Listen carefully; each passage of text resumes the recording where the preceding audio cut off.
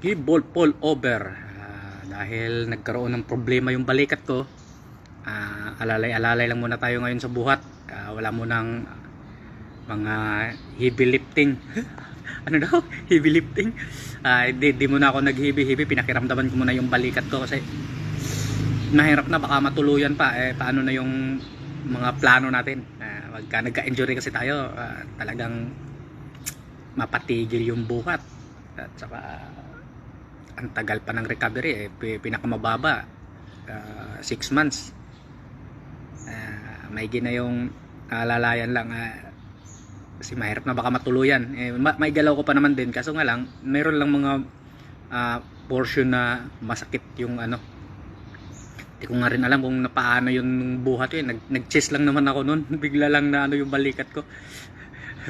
Ito yung mga tropa yung mahaharot, oh.